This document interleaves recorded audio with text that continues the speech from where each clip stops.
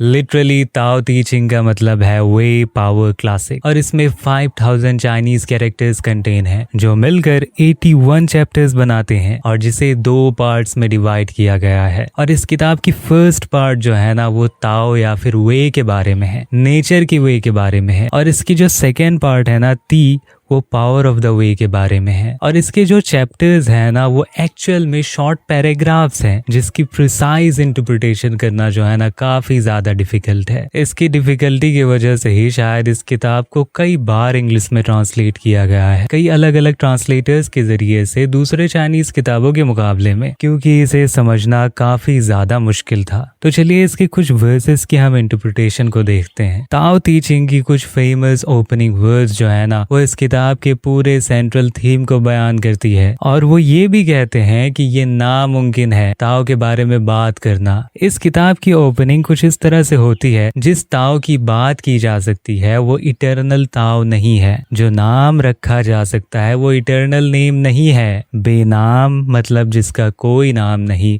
वो जमीन और आसमान की ओरिजिन है। रखा हुआ नाम सारी चीजों की माँ है। हमेशा अपने आप को डिजायर से दूर रखो इसके सीक्रेट्स को ऑब्जर्व करने के लिए। और उसी दौरान ये कहती है हमेशा अपने आप को डिजायर में रखो इसके हाल को ऑब्जर्व करने के लिए कि ये कैसे इफेक्ट्स पैदा करती है। और इसके बाद वो लिखते हैं कि ये दोनों ही सेम है पर इन दोनों के ही अलग अलग नेम्स हैं। जैसे ही वो बन जाते हैं इनके बनने के बाद और एक होने की वजह से जो है ना ये मिस्ट्रीज हैं, इन्हें राज कहा जाता है। काफी गहरे राज, राजों के भी राज। और यही गेटवे है दुनिया के सारे राजों की। और एक इसकी पैसेज इस तरह से है जो कि एक्सप्रेस करती है कि ताओ बियॉन्ड है वर्ड से। जैसे कि जो कोई भी जानता है वो बोलता नहीं है और जो कोई भी बोलता है वो जानता नहीं है। ये बुक जो है ना काफी ज्यादा पजलिंग लैंग्वेजेस यूज करती है चीजों को एक्सप्रेस करने के लिए। हो सकता है कि ये जरूरी भी हो क्योंकि जो वो एक्सपीरियंस कर रहे हैं ना शायद उसकी वर्ड्स में एक्सप्लेनेशन ही ना हो। यहाँ पर कोई भी फिलोसोफर या फिर स्कॉलर डायरेक्टली एक्सप्रेस नहीं कर सकता कि ये किताब क्या कहने की कोशिश कर रही है। ताओ सिर्फ नेमलेस ही नहीं है पर इसकी किसी भी तरह की कोई भी इंटेंशन या फिर पर्पस नहीं है। और इसी वजह से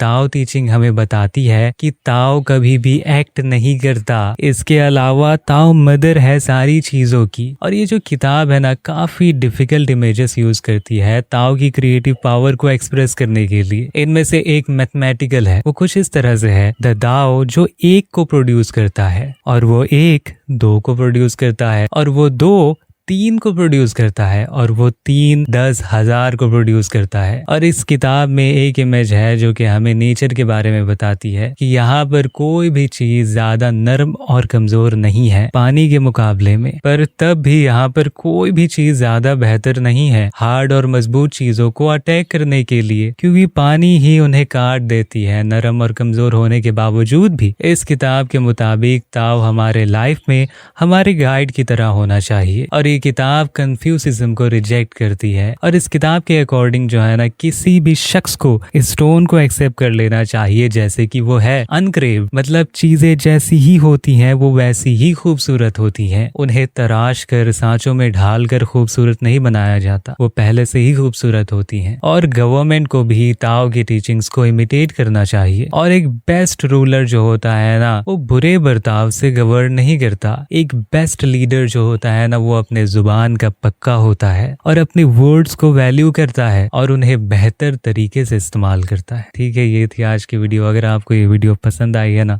तो नीचे एक लाइक ज़रूर दबा दें। ठीक है, और इस वीडियो से रिलेटेड अपने ख्यालात का इजहार ज़रूर से ज़रूर नीचे कमेंट बॉक्स में करें। मैं उन्हें पढ़ना बहुत ही ज़्यादा पसंद करूँगा।